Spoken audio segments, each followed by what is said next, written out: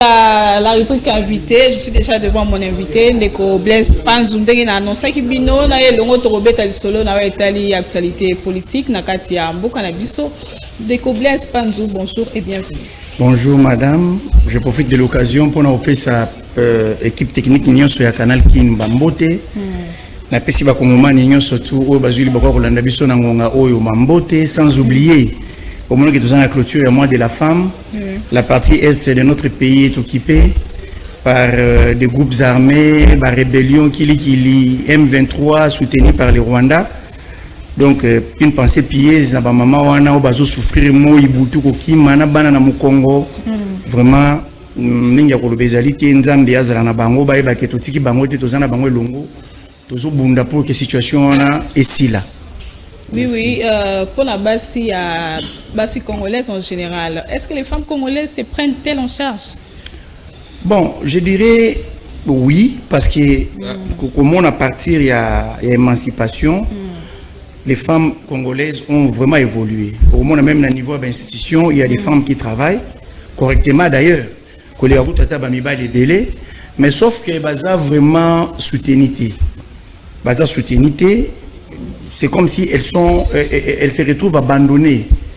Elles se retrouvent abandonnées. Or, en principe, il fallait, au moins dans les pays locaux, dans les pays occidental, ils ont un gouvernement. Et tchaka m'a beaucoup pour appuyer les femmes pour leur permettre une émancipation effective. Mais au moins, au Congo, donc moi, ça zalaka mingi na sima. Et même pour cette question-là, je profite de l'occasion pour nous resenga. Na mokonzamboka cette fois-ci, ceux qui même bakoyo kamawa. Bapti la biso premier ministre ya mwasi pour moni mwasi azaka maman mwasi akozwa biso population lokola bana na ye mwasi akomekotsa peuple na première position bo mibali nyonso bazotaka ba escroc na bescroc ba frappeur bazoyaka beaucoup plus pour na ba intérêt personnel ozomona ba mekano ba mama bazibeli wana ba F ba mama F Bazaïba par exemple Bazali c'est une dame de fer c'est une femme qui a étudié c'est une femme forte. Même à ta poste Premier ministre, peut-être que nous verrons beaucoup de choses et qu'on peut changer. Mais les femmes, vraiment, ce qui est vrai, je profite de l'occasion pour les féliciter. Malgré les difficultés énormes, Oyo, ils ont mais Bassi Bazo Bunda, comme on a même les lots actuellement, ils ont bien maman, ils soutenir ou même ban. Parce que biso mibali ba salaire à malonga ezalité, musala malonga ezalité, monzono maman Bazo Bunda, Bazo Bimatongo, misalo mibali bando sala kala, et le maman va comme sala yango. Bazobi matongo ko kelem bilanga pona kolukama tembele po bana batanga et pour zomona ke bana bazotanga bana bazokola pe misusu bazokoma pe batu en tout cas longonya na bino ba maman. D'accord, merci beaucoup Ndeko Blaise Panzou todo ko tamba on a actualité politique tout le monde qui dernièrement awa levé à moratoire il y a peine de mort réaction les anding réaction nga ezali simple maman. Donc, pour Nangaï, Nandé, nous avons un problème, il y a levé un moratoire, il y a peine de mort, on a jugé en haut, on est 50-50. Donc, pour moi, c'est du 50-50. Donc, nous avons 50%, nous avons d'accord, dans la mesure où 50% nous avons contre en haut.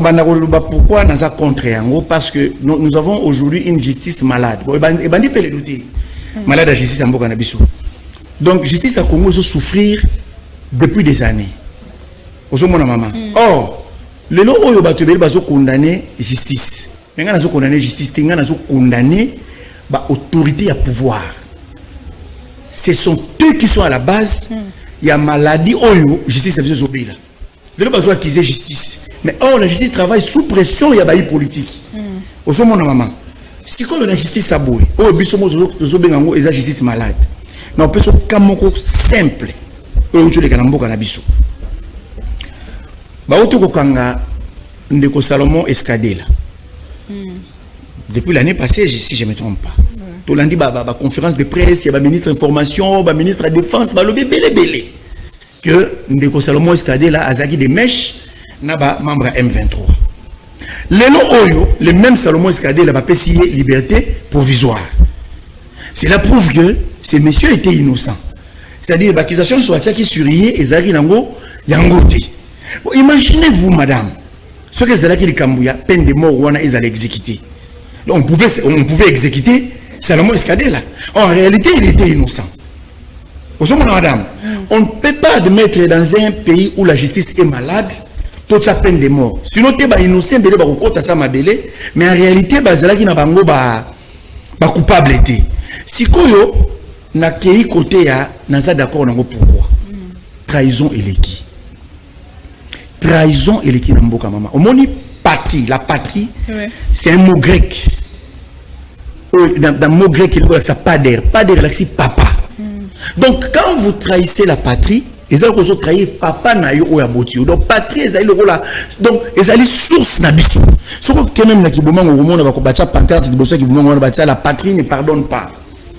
Mais maman, le kambako kamwa na Congo alelo, tozomona un militaire, un officier avant de la territoire à Dirijaka. Azolia na mbongo République démocratique du Congo, mais azo travailler pour l'intérêt ya Rwanda.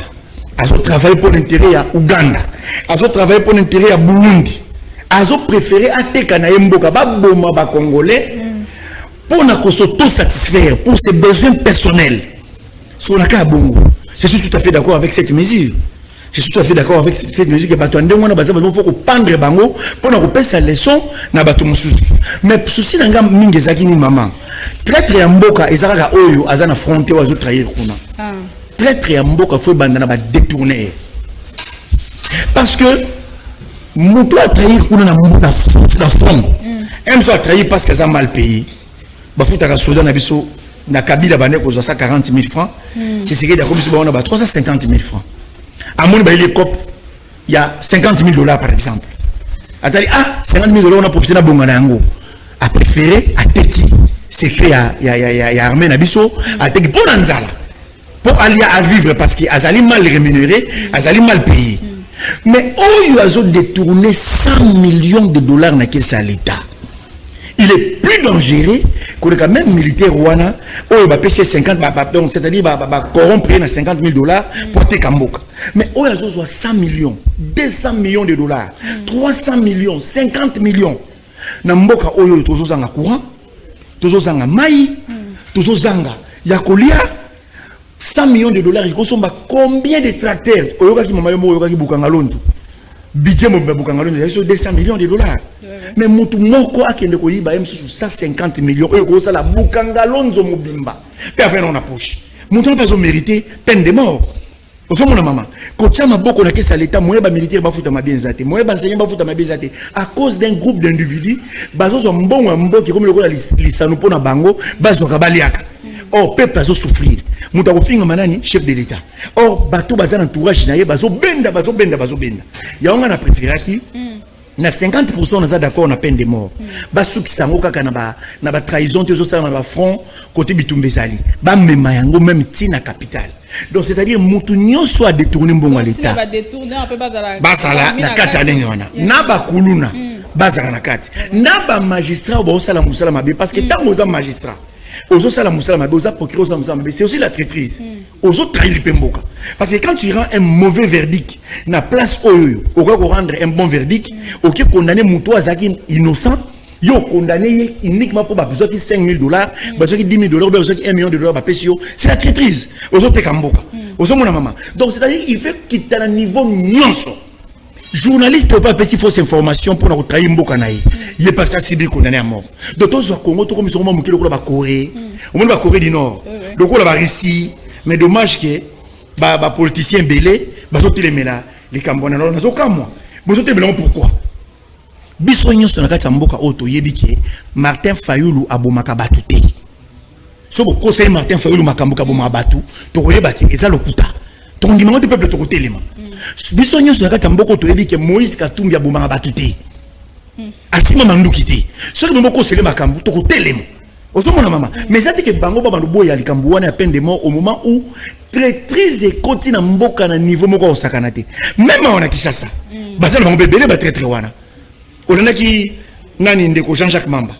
À lobby clair na Radio France. À lobby que même les financement musu bazo zo kuna na rébellion nanga zo sala kuna ba capital musu zo ba mbongo musu zo ta awana qui ça. Alors batande wana.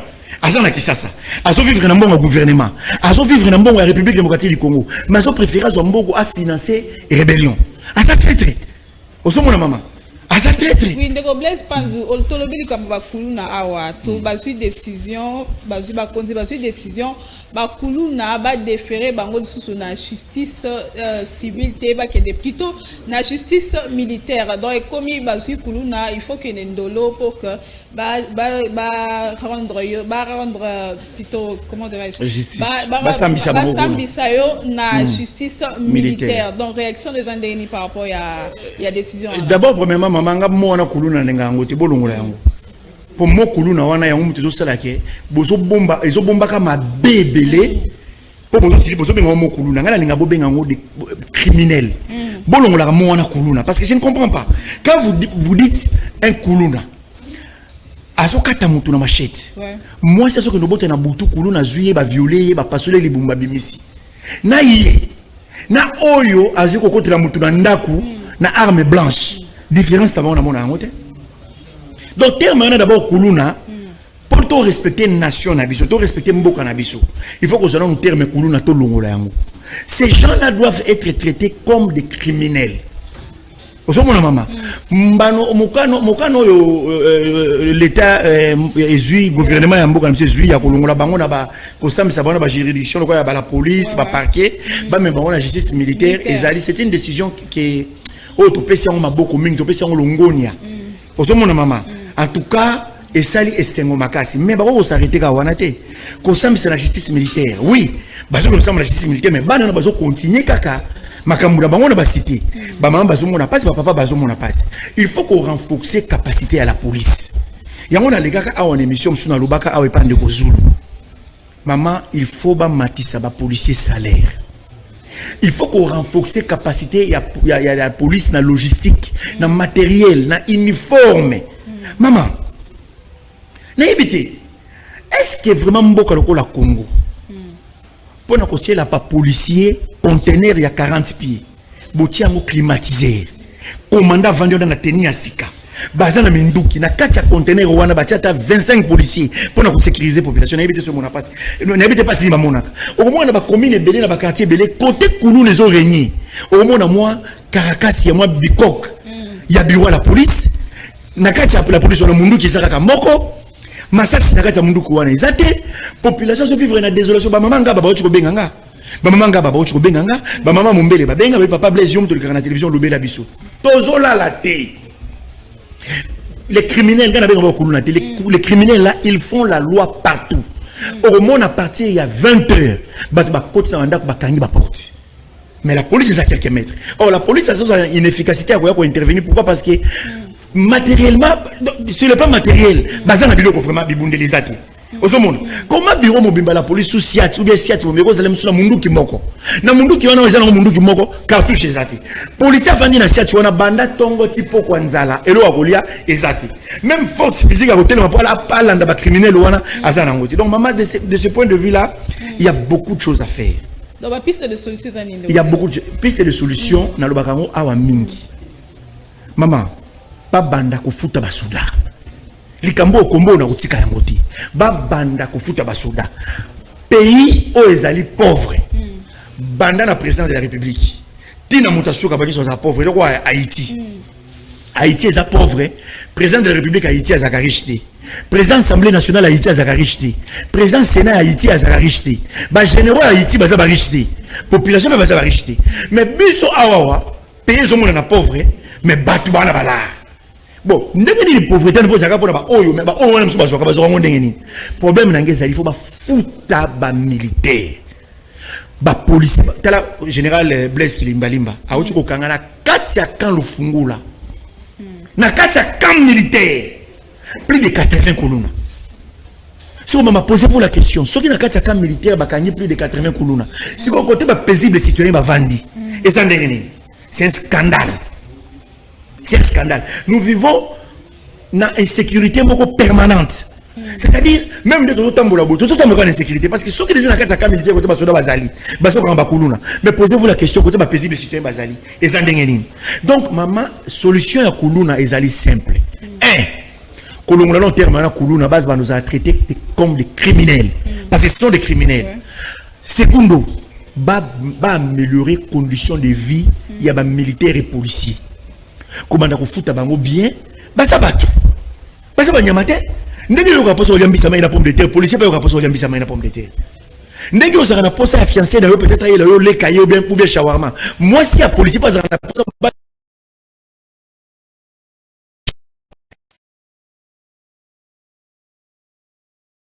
bah, on vivre bien. Non, l'État fait foutre même le minimum, même $500 à policier et qu'on motive bango et que ça va courage à ça la musala, côté la bango société propre digne, il y a mboka la République démocratique du Congo. Société, ce beau ça va climatiser, te beau ça va monter ventilateur. Base à la équipée. Plus ou moins 20 policiers. Regarde la société mon ko pèse bango d'instruction. Ce qui to yo ki koulou na ko sala désordre à côté bino bozali, on va commencer par vous arrêter vous les policiers. Tant basa motif ba usala musala. D'accord. Merci beaucoup de Blaise Panzou. L'obito mona ki ba vidéo est circulé qui a déco Corneille Nanga, ancien président ya centrale électorale. Réaction des amis ndenge nini? Maman likamba Corneille Nanga il y a à manger à boire. Les Kamba Corneille Nanga on a bandé ko la justice a. Tout ça mamba Corneille Nanga l'autre commune à Corneille Nanga l'alliance du fleuve Congo. C'est à cause de la justice congolaise. Parce que Nanga devait être arrêté depuis 2018. Na hold-up électoral ou à Sala. Nanga a cause à la télé Nanga zalo libre na tali Nanga na oki mutema pasi. Nanga zo tambola Nanga zo pesa meeting na Kichanga. En réalité son justice c'est ça musala na bien en 2018. Nanga devait être en prison. Mais les lots Oyoyo, Alliance du fleuve Congo, exacté. Au moment que la justice congolaise, les colons sont malades, ils ont bela, ils ont bela, banda ba mobutu ti les lots, et comme ils ont créé les bisous même par rébellion. Et comme ils ont créé sur la rébellion, quand on est dans la comme homme fort. Donc bisous tout vandi quand on est dans la Zumbongo, on a bisous plus de $1 milliard en 2018.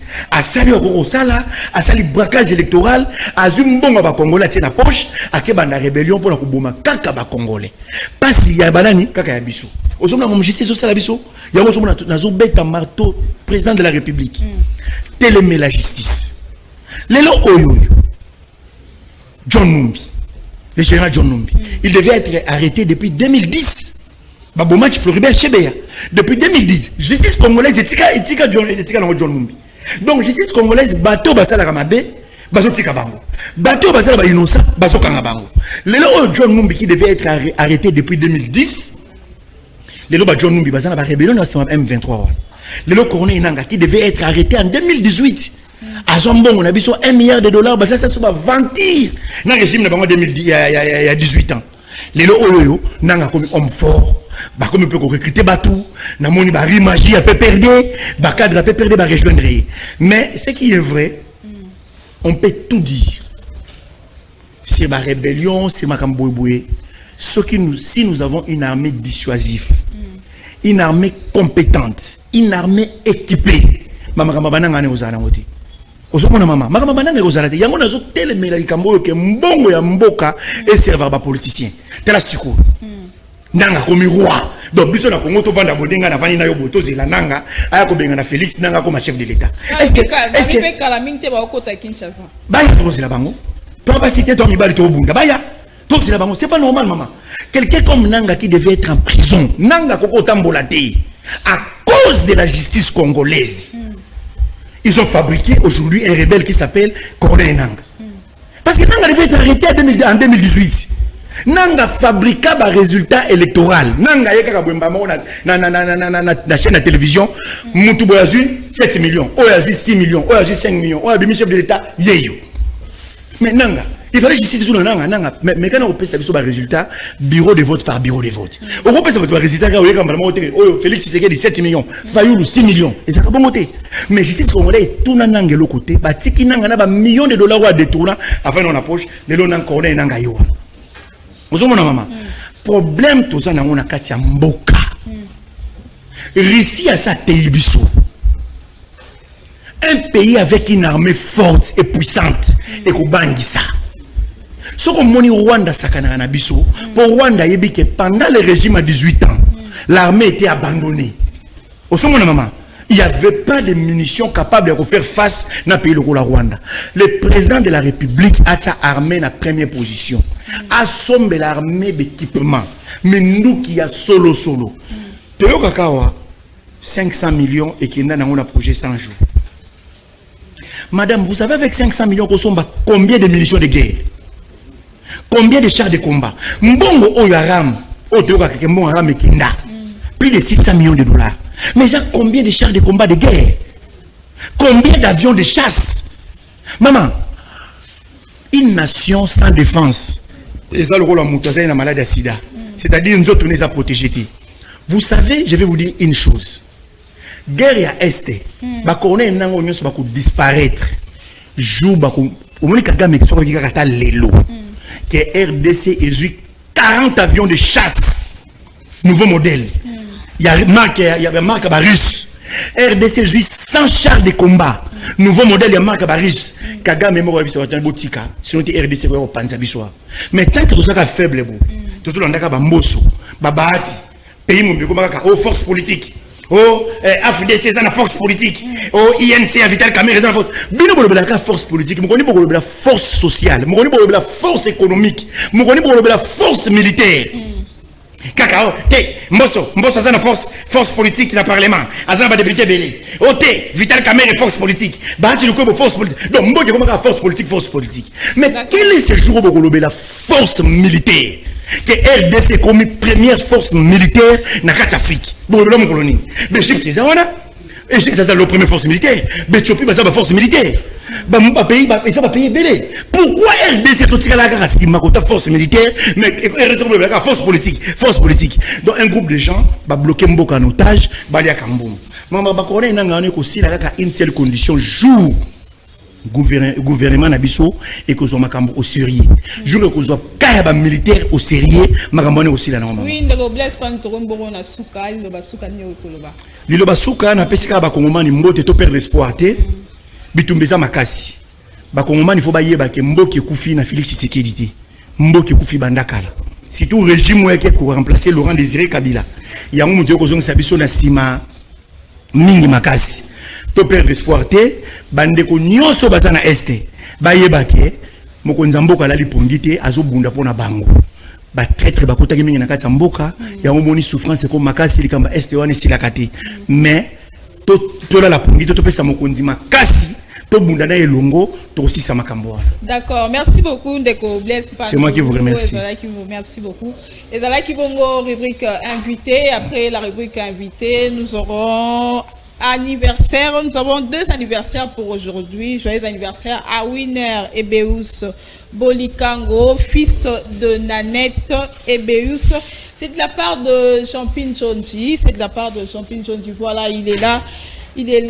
Winner Ebeus Bolikango. Journée à l'élo. Donc, une année de plus. Et apportez-le sous bonheur, grandit en sagesse et intelligence.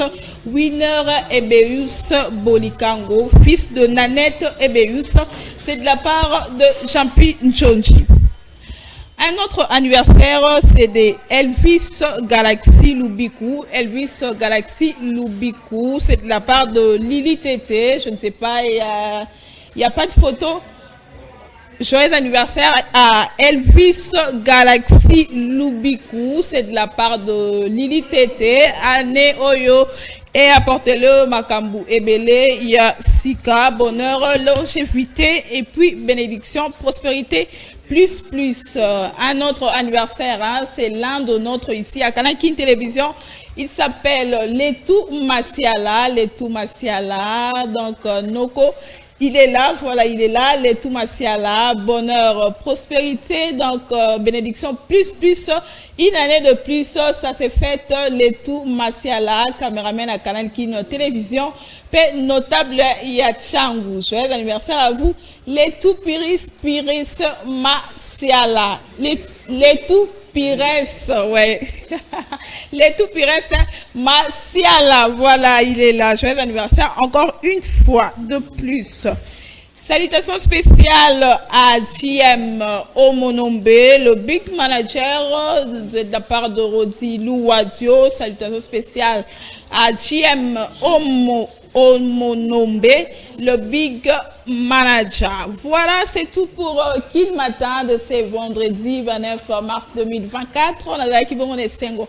ya ozala bongo devant ma poste télévision Nabino. Merci à bande connaître surtout Oyo balandi biso. Juste après moi, vous allez suivre la prière avec le pasteur Eric Paco. Au revoir.